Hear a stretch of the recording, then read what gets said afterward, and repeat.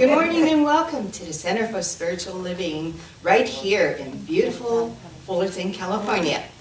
My name is Tomoko Rosas and I'm a practitioner at this beautiful spiritual center. Please join me in stating our purpose statement. We are a loving spiritual community, empowering all to live healthy and successful lives through practicing the principles of science of mind. Before we get started, I have a few announcements. Reverend Bill and Beverly are taking their well-deserved vacation and will be back next Sunday. And today, of course, we have our beautiful guest speaker, and I will introduce him later. There's still time to submit your slogan for 2022, and as you can see in the program, we have quite a bit, so please send it in, and we'll be voting on it next Sunday. Our annual membership meeting and potluck will be on Sunday, January the 23rd after service. Sign-up sheet for potluck is at the welcome table. The new class, Science of Mind 102, The Nature of Effective Prayer, will be starting in February. As soon as we complete our 101, we'll go straight into it. And if you're interested, and if you have taken it before, you want to take it again, it's open to everyone, so please sign up if you like, or come see me after service. We're getting a head start on our spring newsletter, and we're asking for stories of beautiful answered prayers and aha moments, whatever you'd like to share with the congregation to put into the newsletter. So please send that in as well. Unexpected Income Club is doing wonderfully, and then our funds will be going into our new church building fund, and we will have a visioning session with Dr. Chris Collins of Sanctuary for Spiritual Living in Cobina coming to facilitate the session for us on Saturday the 5th of February. I can't believe I'm talking about February already. We just started the January, but if you'd like to join in, please let me know. So that's it for the announcement. And let's just take a deep breath. And let us come together in one mind, one life, one presence. And know with me that God is all there is. God is the infinite intelligence, divine love, one power, one life. We are each one with God. We live and move and have our being in this one presence. We are inseparable and integral to the oneness of all. This is the truth of who we are. And from this place of oneness, I bless this morning's service, knowing that it is already perfect, wonderful, complete, full of inspiration and messages of love, peace, and harmony. As we move forward, I bless and express my gratitude for all of our wonderful volunteers, beautifully expressing divine love through service. I bless Reverend Bill and Beverly, who are holding us in prayer on their vacation. I bless the ushers and the greeters, the loving hands that prepare the coffee fellowship. I bless our amazing musician, singular today, my fellow practitioners, our wise board of trustees, and I bless the children and the loving teachers of our junior church. I bless our congregation who are here in the sanctuary today and joining us online.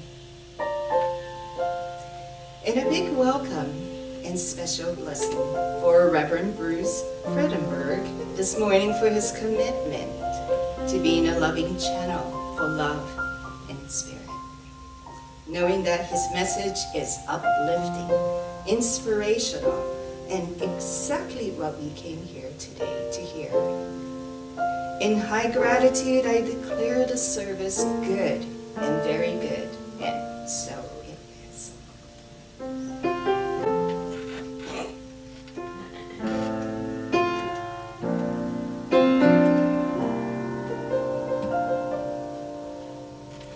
I need to be still and let God love me. I need to be still and let God love me. When this old world starts to push and shove me, I need to be still and let God love me.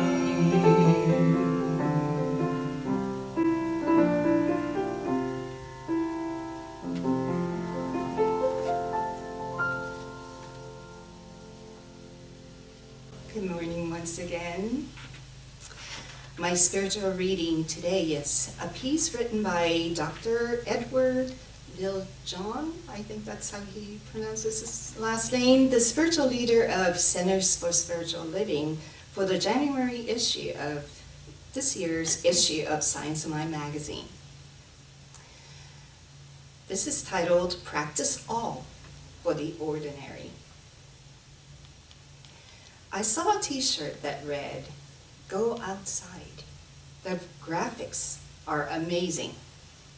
Reading the words renewed my awareness of how easy it is for me to miss the holy beauty of creation when my mind is racing. The message prompted me to develop a habit of interrupting routines that distract me from the experience of being present. Going outside may seem ordinary, but it can become spectacular when paired with an attitude of mind that looks fully magnificent. A sunset need not be the most colorful to all us. All can be stirred by anything, not just a gigantic sculpture or an exquisitely beautiful piece of art. Even the simplest, most ordinary things can generate awe and wonder. An excellent place to start this habit of appreciation is by becoming a little more interested in regular people with an eye for their uniqueness. It may seem impossible to develop interest in everyone, much less awe and wonder for them. Yet with a bit of practice and creativity, we can increase our capacity to see the world through the filter of awe. I have to encourage myself to be patient in this new practice of being interested in other people. The more I practiced, though, the more I became awestruck by their diverse gifts and expressions. I became fascinated by our differences and similarities. My world opened up, and yet my attention was easily distracted from the exercise. Life studies would quickly move back into the front of my awareness, and I slipped back into not noticing creation's wonder. I had to learn to gently return my racing mind to the silent act of appreciating the little things in people and life. And when I did, the holy beauty of creation revealed itself anew.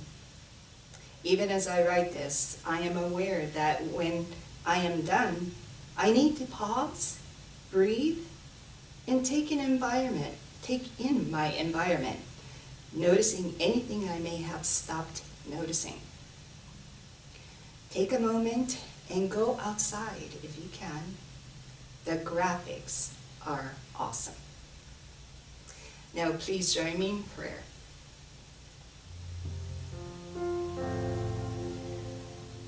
Let us take a deep breath together and follow it within. Rest at the seat of your heart for a moment and become aware of the melding of your heartbeat with your breath.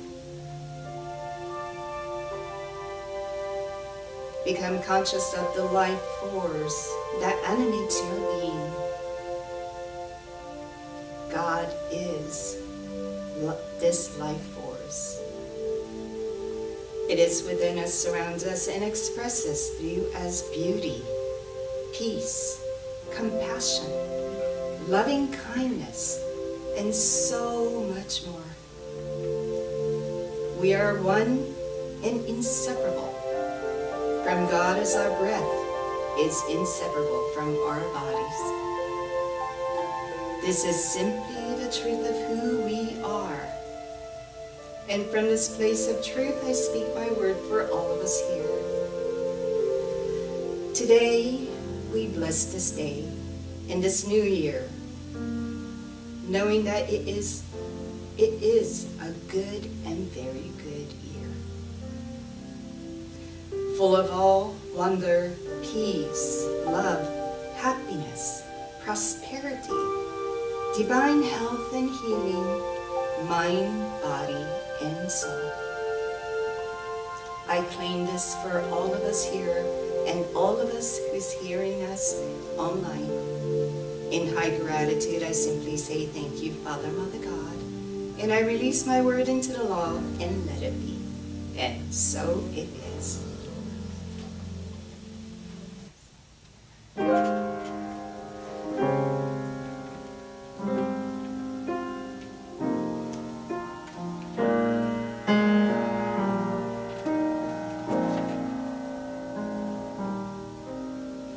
When you're smiling,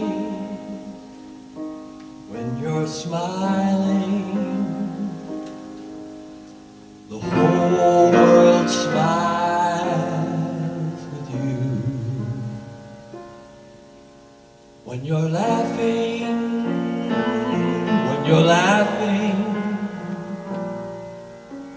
the sun comes shining. When you're crying, you bring on the rain, so stop your sighing.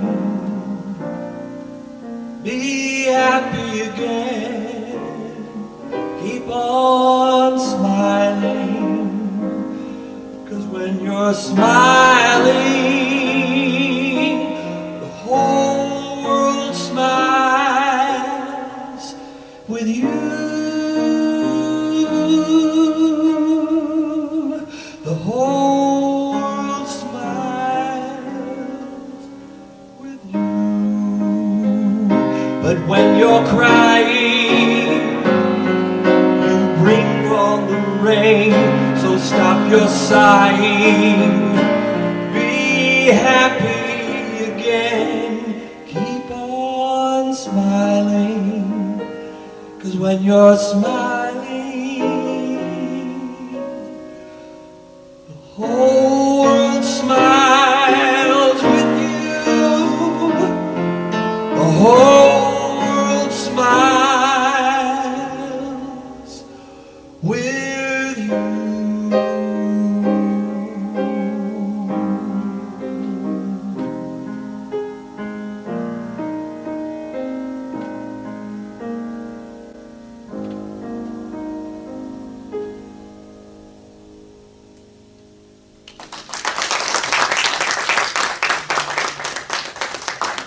Wow. What a way to start the day, right? And we have the best music around. Don't you agree?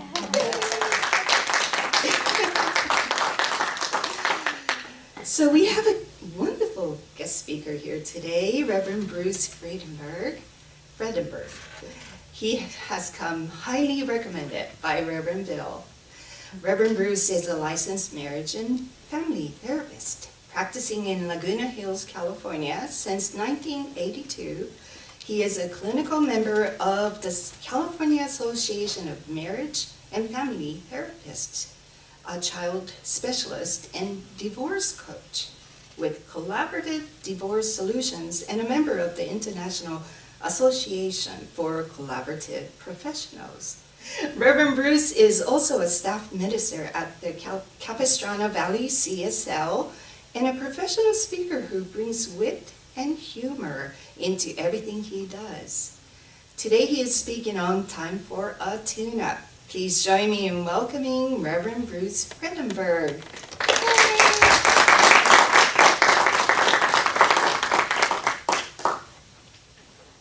I feel like my message has already been given with the two songs that Tommy picked and listening to Tomoko and her prayers and her greetings. And so I was tempted to just come up here and say thank you and go back and sit down. But they've given me 15 or 20 minutes to fill here. And I was reminded of a quote I like to use sometimes from Samuel Johnson, who I don't know much about it except he was, I think, a writer and a publisher in the UK in the 1700s, I think. But he said, when I get up in the morning, I don't know whether to save the world or savor the world. So naturally, this makes it difficult to plan my day. And my talk today, Time for a Tune-Up, comes straight from my own experience in life, that periodically I need a tune-up. I don't know if this happens to you, but there's times that if I'm not paying attention to my daily spiritual practices, if my daily practices slide into weekly or monthly practices, I find my life starts to get bumpy. Does anybody else have that experience? Or maybe you don't make that mistake. But at times I do. And so what happens is when I'm getting away from disciplining or enjoying daily practices, my mind drifts back into habitual thinking patterns, and I find myself experiencing a belief in conflict. I find myself feeling victim-y, like things don't come from me, like that I'm a victim of the conditions of my life. Anybody else ever fall into that? And so I drift away from my knowledge of being able to consciously co-create my experience to just bumping into things that appear to come out of nowhere, except, you know, all those bad people out there. Anybody have bad people out there? And those generally defined as people who, it's amazing, despite my persistent efforts my entire life, there are still people who insist on having opinions different than my own. Anybody else ever had? Well, I haven't been able to fix that, but I find that once I start getting bumped into things, I remember that I already know that there is a power in the universe that's greater than I am. And if I could only just learn how to use it, because it's available to me. And then I remember I actually have learned how to use it. But even if we don't consciously use it, our unconscious uses it, and then we get experiences that we don't necessarily want. And so this power is operated by my beliefs. Not my wishes, not my hopes, not, boy, that'd be great if that happens, but by actually what I believe. And it's like the universe watching us to sort of see what fascinates us, and is constantly willing to validate our beliefs. And so I remember early in my studies reading, was in Louise Hay. Many of you know who Louise Hay is. She had a column in Science of Mind magazine, and somebody had written to her and said, you say that like attracts like. And she said, and the woman writing said, well, you know, people are stealing from me in business. Does that mean I'm a thief too? Like attracts like? And I really was intrigued by Louise's answer. She said, well, you know, you could say that, but that seemed, you know, she didn't say two-dimensional, but like a two-dimensional comic book version of the Great Mystery. She said, maybe what's really going on is that you don't value yourself. And what better way to validate your belief in not being worthy of respect? Maybe you don't respect yourself. And what's more disrespectful than people stealing from you? So, you know, it's not, you know, it's a different way of looking at it. You know, that's where the like attracts like. If my feelings are one of being a victim, one of not being respected, the last one in line for everything, well, the universe says, you know, okay, you seem to be fascinated by anxiety. Well, whatever you say, here you go, whatever you wish. You know, anthropomorphizing here, but it's like that. It's almost like a genie that comes out, okay, your wish is my command. The world is bad, here you go. I wouldn't want to argue with you, you seem happy with that. And so when I consciously turn my attention to what I know to be true, that there is this power I can access, then task now comes to change my beliefs about how it works. And so, some people have been brought up to believe that praying for yourself is selfish. Anybody ever grew up with that kind of feeling or belief, you know? Well, if you know how this thing works, it's not, because number one, it can only work when what you're wanting is going to harm no one. That seems to be the base, you know, Spirit created everyone, everything, the one source. So, not really favorites, everybody's supposed to be, validate your belief system, but as long as you want something for yourself that harms no one, and hopefully is also going to be beneficial to the whole, that's the stuff that I find really works.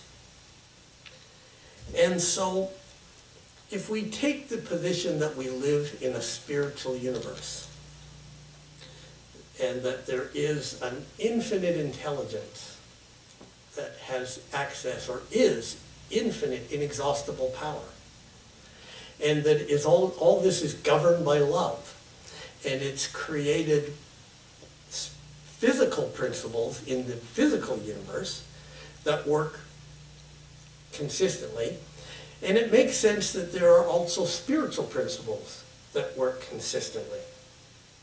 And so, if this is operated by our beliefs, beliefs can be changed. I like to remind myself, and maybe you could remind yourself, that you are the only thinker in your own mind. So you can decide whatever you want is important. You can decide to believe what you want. Now, am I saying this is easy? Well, I wish it was, but as a practical matter, starting with the concept that we're living in a spiritual universe, and that right now, we've always been there, the universe is real enough, but the physical conditions can be changed when we understand that all is thought. That's a pretty big thing to try and change our attention to, our belief in. Because we call something a belief because that's what we believe is true, right? And it's the things we believed were true, but because we don't bother to seek help or treatment for things in our life that are working well, right? Some people are working out the difficulties in their life through money, lack of, or belief in lack. Some people are working it out in health. Some people are working it out in relationships. But nonetheless, these things can be changed. But anybody have anything in their life that isn't ever quite right, that no matter how many times you've tried to get a better result, it kind of sometimes works and sometimes doesn't? Anybody have that experience in life? Well, because I have, way too often. And so, it's real clear that as much as I want to believe something else, apparently I don't, or that wouldn't keep showing up. So this is not a practice where we delude ourselves. We acknowledge when conditions aren't right. We don't say everything is all right when it's all wrong. We understand that the conditions can be changed, but it's understanding how these conditions can be changed. So how does this work as a practical matter? Well, I've come to understand, in fact, my attraction to this teaching was it was really in harmony with the way I believe things work psychologically. I think that everybody's doing the very best thing we can based on what we believe life is all about. And I think most people haven't really examined that much what they think life is all about, because most of our early decisions, most of our major decisions in life, there's evidence for this, most of our major decisions in life were made in the first 5 years, and most of those maybe in the first 2 to 4 years. And the thing is, at that time, I didn't even have language to articulate what I was believing. So I'd have events come in my life, and you got to remember, at that time, I hadn't been on the planet very long, so I didn't have anything to compare it to. So there could be something that was an aberration, but then I just felt, okay, that's how life works. Like, for example, in homes where there are good, loving parents and the baby starts crying, somebody comes to see what's going on with the baby, and they soothe, okay, are you wet? Are you hungry? Are you scared? They soothe the baby, and they help the baby become fine. But in families where there's a lot of chaos, in fact, there's a famous psychiatrist, Gabor Mate, originally from Hungary, but he's in Vancouver. And he talked about when he was born in 1944 in Budapest, his parents, as a new baby, he was crying 24 hours a day, and his parents couldn't stop it. So they called the pediatrician up, and the pediatrician said, well, I'll come over, but there's not much I can do. All my Jewish babies are crying. Why are they crying? In 1944, the German army invaded Hungary and took over. The Nazis were there. And that was bad news for Jews. And so his own parents had relatives in concentration camps, and they were freaking out. And so, you know, you can feel that anxiety when people are freaking out. So a little baby's is real sensitive and no way to protect itself from that. So it'd be easy to interpret that life is scary. And then that just gets put back there. So you can think of conditions we all have at different times. So the first person, you know, they had loving parents, so their belief in life is that the universe is great, things work out. If you have that first set of beliefs, your life's going to go differently. When things are going well, naturally you're happy. And when things aren't going well, you just assume they're going to get back to normal that you've already defined as good. So it's not even as anxiety producing. But the person in the second experience, when things are going well, they're just waiting for the other shoe to drop, you know, and get back to normal, which they've already defined as bad. So it's good to sort of notice that, maybe examine, you know, where your ideas came from, and pay attention to your self-talk. You know, we all have inner conversations with ourselves. Right now, while I'm talking, you're listening, but you're having a conversation about me. You're agreeing with me. You're disagreeing with me. You're wondering, why is he talking so fast? Why doesn't he stay on point? Why is he going over here? Or it's triggering a memory and you're not even thinking about me. Does that make sense? You know, so your self-talk. So here's a question. Does your self-talk support your hopes or your fears? So if you notice your self-talk, and if you're happy with if the results of that self-talk were going to be your experience, I say continue with it. But if you think your self-talk is going to create situations in which you're not going to like it, then I would suggest you consider changing your self-talk. Does that make sense? So, think of a divine intelligence as the source of all reality. And naturally, we put our own spin on it when we're growing up. So, there's everybody else's reality, and then there's the reality that we had in our own nuclear family. And if you think back to the very first time you stayed at somebody else's house when you were a kid, probably a relative, maybe an aunt or an uncle or cousin, but it could have been a neighbor or your best friend. And I don't know about you, but what I remember feeling was they did things differently than my family. You know that sense of things? So, you know, when you're whatever's going on in one house, that's the whole universe to the kid. They got nothing to compare it to. Then this other stuff starts happening. So, you know, but it doesn't remove your belief in what's going on in your house. You've just noticed other things are going on. But, you know, at that age, you're not likely to do anything about it. And so we're not talking about deluding ourselves.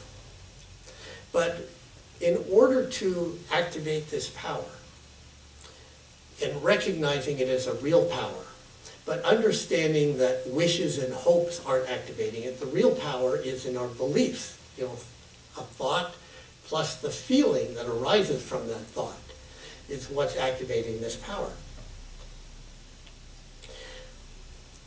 Most of us, I would say, in my experience, and I'm certainly somebody who does this. In fact, I was doing a little of it on the way here, and sitting in the chair, and then reminding myself that was nonsense, but I was worried maybe I wouldn't be able to get this organized enough. I haven't done a lot of speaking in the last few years because of COVID, and it's kind of a practice. Does anybody here worry? Anybody here? Okay. Now, how about this for what worrying is? Worrying is we're rehearsing our disaster. And we rehearse it until we have it just right, just perfect. And so that's how we're going to have to change our thinking. We have to pay attention to our self-talk and then start practicing different self-talk. And it's not, at least in my experience, it doesn't change it right away, but the old beliefs that I maybe wasn't even aware of, they became my beliefs and they became permanent because I practiced them a lot. I had a lot of anxiety. You know, at first there was, you know, Just growing up, didn't anybody have anxiety? And then you go to school, and all of a sudden you're being judged. You know, these are the smart kids, these are the not so smart kids, these are the ones that fit in. You better go sit over there and stop bothering your neighbor. Anybody have those experiences where, you know, it seemed to me a lot of the school experience was not really designed to increase my sense of self-worth and confidence in my ability to deal with the world. And I was a decent student, but, you know, I don't know what happened to the other people, but it would have been even worse. Changing our beliefs is not easy, but we can do it. So what can you do? Well, number one, I would say take a class. Even if you've taken a lot of classes, even if you're a practitioner. In fact, I've been in a study group. In fact, my friend Aidan Greeny is I'm going to embarrass him or not embarrass him here, but Aidan is a longtime practitioner, and we've been friends for a long time, and we created a study group with another practitioner where we have been reading the 4-volume home study course that Ernest Holmes created and sent out in the early 1950s. And it's got lots of references to the textbook, but it's real obvious that in the years between his other books and this home study course, he had done a lot of thinking and things get more clarified. And so it's a 4-volume set that's supposed to be done in about a year. We're just finishing the 3rd volume after about the 3rd year, so it really becomes intense. But you could do that. You could start a study group with a practitioner or a friend or something like that. But if you haven't taken a class recently, I would recommend you can take a class. Talk with a practitioner. You've got good practitioners here. And if you've never had a conversation with them, ask them what they got out of classes. Ask them how this philosophy changed their life. Or didn't, but probably did. And then I would say if you've never done it, or even if you have, book an appointment with a practitioner. Because it's going to be a life-changing experience. Again, we're not talking about deluding ourselves. We're talking about working with someone who has spent years mastering the art and science of scientific prayer and how to use that to activate this particular power. Now, one of the things to keep in mind is when we're trying to bring something new into our life that hasn't been working, I borrowed parts from Raymond Charles Barker, that some of you may know, and there's a wonderful book by Carlton Whitehead, who was one of Holmes' original ministers as well, called Creative Meditation. It's hard to find. It's worth searching for. It's out of print, but you can sometimes find a used copy on Amazon. And so from their work, I've realized there's a 4-step process to take when we want to change something in our life that's not been working. If you want to write them down, go ahead. You can review them on the video later on. But number 1 is get real clear about what you want. And spend some time thinking about it. You don't have to just wait till you've got it perfectly clear, but you want to flesh it out from time to time, what you really want. The second thing is really essential, and that's one that most people overlook. You did this essential second step with everything that you were trying to accomplish in your life that actually worked out, and things that you were trying to accomplish in your life that didn't work out. It's likely because you overlooked the second step. And here it is. After you've got your clear idea of what it is that you want, then you make a clear decision that it's going to happen. Because I can think, okay, I thought it'd be good to be a rock and roll. I would have loved to have been a rock and roll star. Now, maybe that wouldn't have appealed to any of you, but that never happened for me. Now, maybe it would have been better if I'd learned how to play an instrument. Maybe it would have been better if I could sing, or if I could at least convince myself I could sing. But I didn't do those things. And there's other things in life that I put out there, but they never really felt like they were for me. Those are for other people. I didn't make that clear decision, but when I think of the things that I did, like when I decided I wanted to be a therapist, I didn't like every class that I had to take, but they wouldn't let me get to the one I wanted until I took this one. So I didn't use that as an excuse. I didn't have much money, and I was working in a nonprofit counseling center, and their philosophy, I think, was to keep me poor so I'd relate to the clients. I found when I was poor, my car didn't run very well, and it was hard for me to care about anything else but that. And so I went and got a real estate license and sold real estate to go along with this poor-paying job. And then I would be working all day long, and on the weekends, and I'd be out researching real estate and doing it, and then I was going to school. So I was working about 70 hours a week, which I seemed to be overwhelming, but I didn't let it stop me because I had decided this was going to happen. I hadn't figured out, this 4-step plan here, but it made a difference. Okay, so your clear idea, decide it's going to happen no matter what. Then what you do is you start noticing your self-talk, and you have to identify and release every idea that if that idea is true, whether about God, about the universe, about other people, about conditions, about your history, that idea has to be released. Because if that idea is true, you're not going to get what you want. Here's an example. People come to me sometimes as a practitioner and they want to have a good relationship. They'll say, I've had bad relationships. I sometimes will tell people, it sounds like if you're making bad picks, it sounds like your picker's broken, and you shouldn't be picking anybody till you get your picker fixed. Go see a therapist, see a practitioner, go do something. But anyways, they'll say something like this. They'll come to me and they'll want to have a good relationship. So we'll agree that's what I'm going to treat for, and we'll do that. And then they'll explain to me that all the good ones are taken. Okay, now we have a physics problem. Because these two ideas cannot exist in the same universe at the same time. Either all the good ones are taken, or you have to recognize you're not one of the good ones in that scenario, or you have to give up that belief that all the good ones are taken. Does that make sense? Yeah. Okay, so and it's a real excavating thing, but it's not done with like a whip where you're whipping yourself. Like some people will go into. Well, one of my teachers, I don't know if any of you ever knew Dr. Jane Claypool, but she was a wonderful minister down in Carlsbad, and her and Dr. Heather Clark were my ministerial teachers, and Jackie Belzano, who was the longtime minister down in Capo, had been my practitioner trainer, so I had different things to go on with.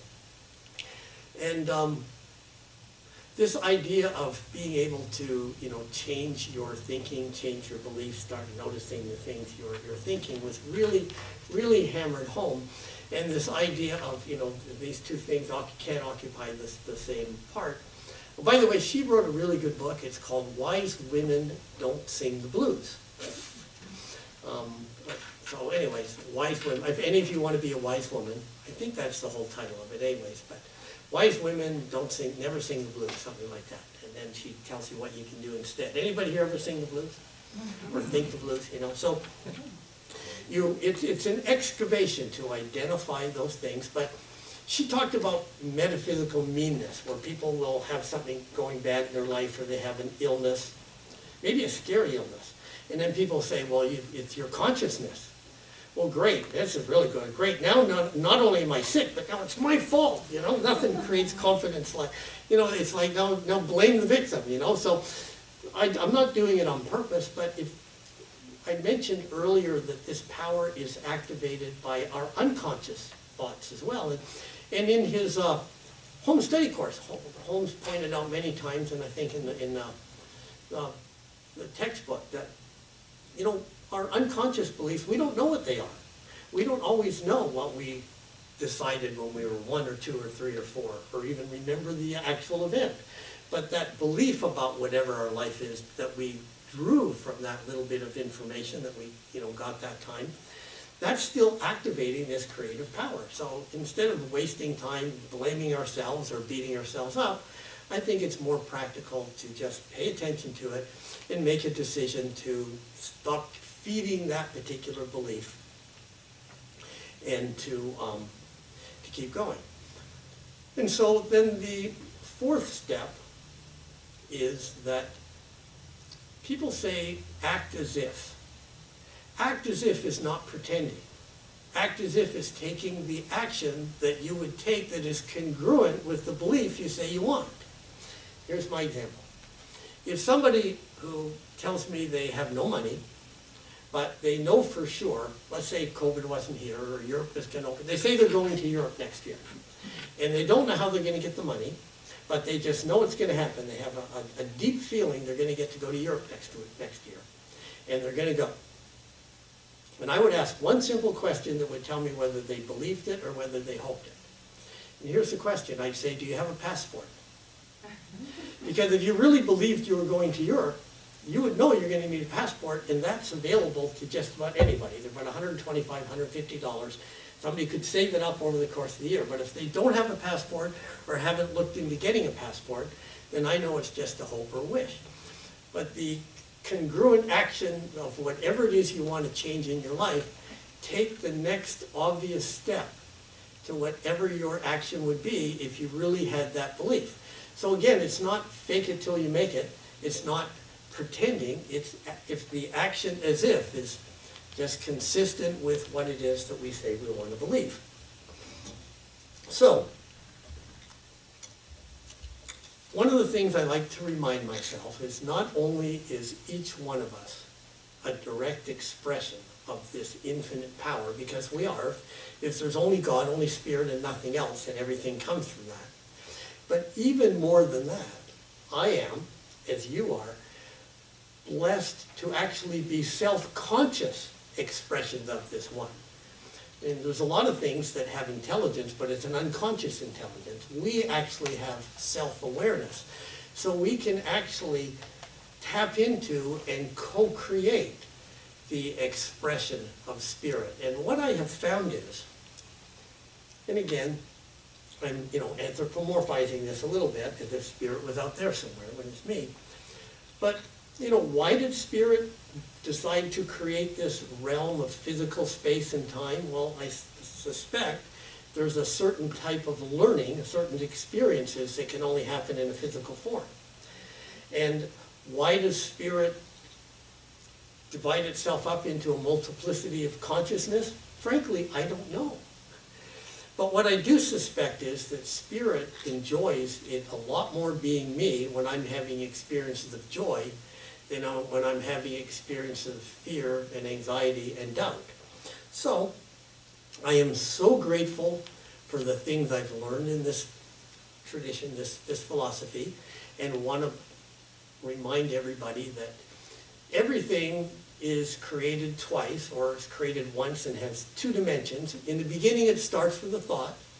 I think we'd all agree that the clothing you're wearing, the cars we came riding in, before they existed in their present physical form, they existed in somebody's mind, right? Okay, so clothes, car, the conditions of my life before they existed in their present physical form started as a thought, conscious or unconscious. And so when my life has abundance and my life has joy and my life is going good, I think spirit is having a much better time. I think spirit's learned everything there is to know about the experience of anxiety from my earlier experiences, and I'm too happy to give them up. So there's our tune-up. Namaste. Let's go inward. And as I go inward, I refresh my mind, I refresh my spirit by recognizing the truth. And the truth is simply this, that behind it all, despite appearances, despite the trance of the senses, there is in fact only one power, one infinite intelligence, governed by love, is the single source. And this one power is expressing us in order to enjoy the experience that's possible in a physical existence.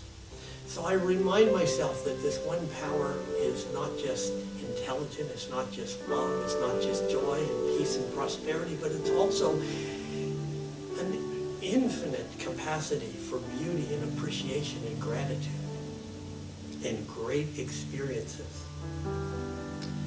So I claim that this service here today, that each person heard exactly what it was, what it is, to allow them to remove the final veils of any doubt that they can actually live and create and co-create the life of our dreams.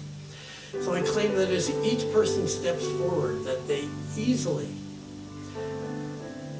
identify every idea that's incongruent with that and simply let it float away into the nothingness that it is, and to recognize that the real truth are those thoughts and beliefs that reflect and express absolute joy, absolute prosperity, absolute abundance of every good thing, including good health.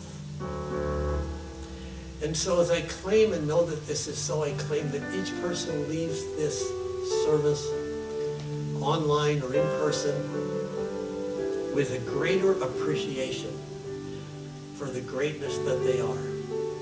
And so I give thanks for this good, and I claim that any idea held by anyone, anywhere, that is incongruent with this good, that belief is dissolved into the nothingness. I no longer accept it in my consciousness or any consciousness. I give thanks for it. I release it into mine, and together we say, and so it is.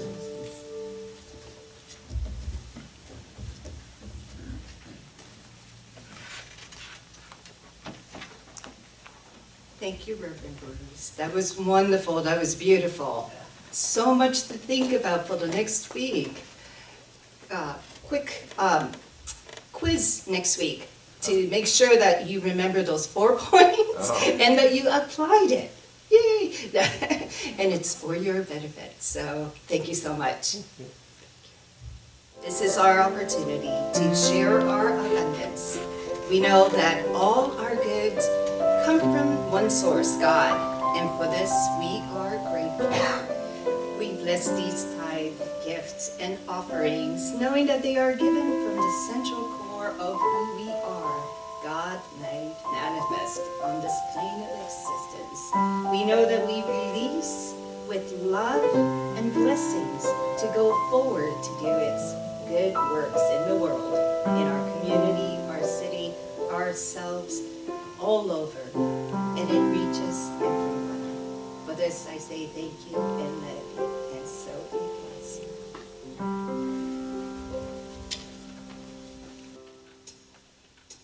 Bring it on, everything new, everything different, everything true. I am ready for my next thing to do. Oh, I know it's gonna be everything new. I'm not crying, I'm not waiting, I'm not hoping against all hope. I'm not longing for something gone that'll never return. I think I finally learned to bring it on. Everything new, everything different, everything true. I am ready for my next thing to do. Oh, I know it's gonna be everything.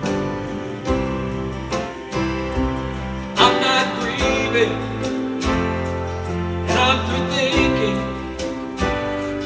that the life I lived ever coming back. No more wishing on someone else's star that'll never be mine. I think it's time to bring it on. Everything new, everything different, everything true. I am ready for my next thing to do. Oh, I know it's gonna be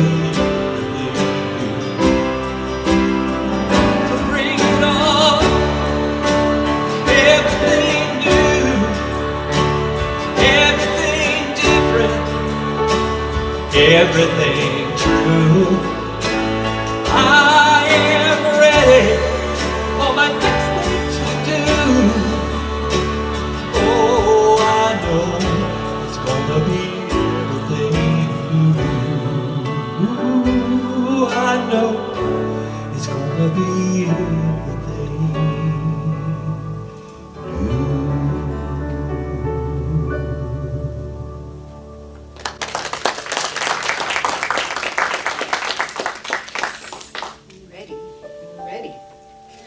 stand and do our closing affirmation. Something wonderful is happening through me right now. Something wonderful is happening through me right now. It is happening in my mind. It is happening in my mind. It is happening in my body. It is happening in my body. It is happening in my affairs. It is happening in my affairs. I think it. I think it.